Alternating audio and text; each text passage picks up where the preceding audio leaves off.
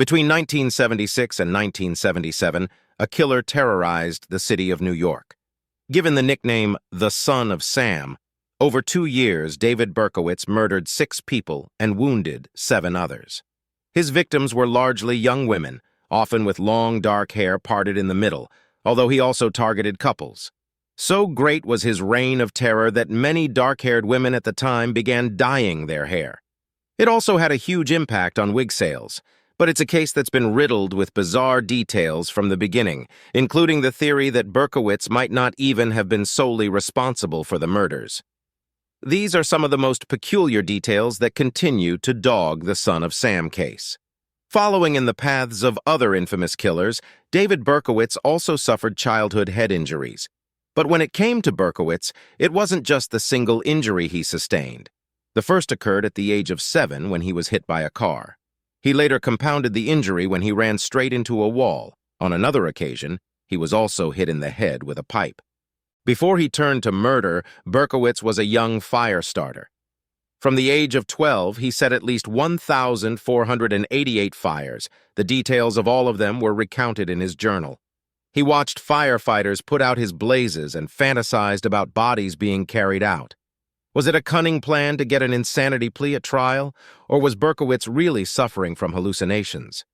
In his confession, Berkowitz revealed to police that a dog made him do it.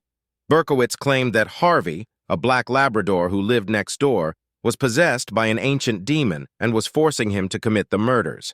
However, this was debunked by psychiatrist David Abrahamson, who claimed Berkowitz's account of the demons changed too often to be credible. Clearly, he was capable of controlling his impulses. Berkowitz also recanted the demonic confession from prison. It wasn't only the dog that Berkowitz claimed was pushing him to kill people. During police investigations, he said the song Rich Girl by Hall and Oates also motivated him to commit the series of murders. Daryl Hall first heard about this claim when he read an interview with Berkowitz. However, as the song was released in the middle of his killing spree, this is questionable.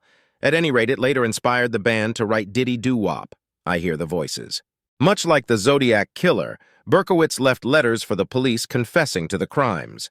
It was in these letters that he gave himself the moniker Son of Sam, despite his father not being called Sam. On the other hand, Sam Carr was his next-door neighbor, and the owner of the chatty dog, and had 2 sons, John and Michael. Son of Sam wasn't the only possible name Berkowitz gave to the police either. Another option was John Wheaties. John Carr's nickname? Wheaties. Although Berkowitz originally claimed he acted alone, he later changed his story in prison and claimed he wasn't solely responsible for the murders.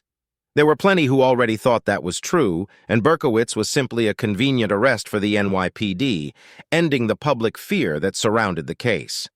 Journalist Maury Terry, who worked extensively on the Son of Sam case, never believed that Berkowitz was the true killer. For starters, Berkowitz didn't look like the eyewitness descriptions of the killer. There didn't seem to be a pattern. There were gaps in Berkowitz's own story. Then there was the fact that the handwriting changed between different Son of Sam letters. Plus, some clues potentially pointed to other people, like the Carrs, for example, the literal sons of a Sam. The letters also mentioned the abuse that John and Michael suffered at the hands of their father. However, as the murders seemed to end after Berkowitz's arrest, possible evidence of others' involvement wasn't investigated. Berkowitz later claimed from prison that he was part of a satanic cult, one that the Carrs had introduced him to.